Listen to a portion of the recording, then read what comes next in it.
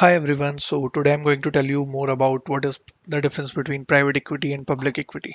So private equity में क्या होता है, वो सारी कंपनीज आती हैं जो भी प्राइवेटली हेल्ड है और जो पब्लिकली ट्रेडेड नहीं है। On the other hand public equity में वो सारी कंपनीज आती हैं जो भी स्टॉक मार्केट पर लिस्टेड कंपनीज होती हैं। The second point which is the basic difference is the ownership. Private equity में ओनरशिप ज़्यादा होती है बिकॉज प्राइवेट इक्विटी में प्राइवेट कंपनीज होती हैं, उसमें आपको ज़्यादा से ज़्यादा इन्वेस्ट करना होता है, सो दैट्स वाई वहाँ पर ओनरशिप हमेशा ज़्यादा होती है। पब्लिकली ट्रेडेड कंपनीज में क्या होता है कि आप किसी भी कंपनी के कम से कम शेयर भी बाय कर सकते हैं, फॉर एग्जांपल 1 और 2 शेयर्स ऑल्सो, बिकॉज वहाँ पर शेयर होल्डर्स काफ़ी ज़्यादा होते हैं। Third comes the exit strategy. The exit strategy is IPO और selling their shares in the private equity. On the other hand public equity में सिंपली आप अपने शेयर्स स्टॉक मार्केट पर जाकर किसी भी अदर पर्सन को, किसी भी अदर बायर को सेल कर सकते हैं। Then comes the reporting.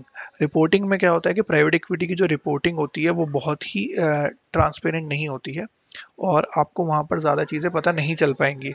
On the other hand public equity में आपको वो सारी चीज़ें पता चल पाएंगी बिकॉज उसकी रिपोर्टिंग जो होती है वो ऑन अ रेगुलर बेसिस होती है। Then comes the four point which is liquidity.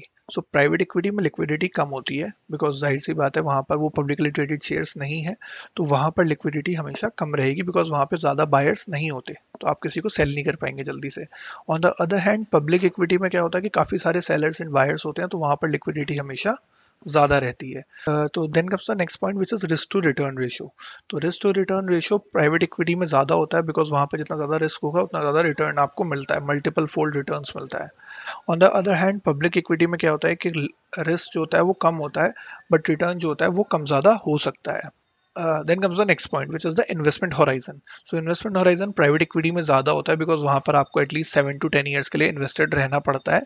Public equity में इतना नहीं होता है बिकॉज आप रेगुलरली अपने शेयर्स को बाई या सेल कर सकते हैं।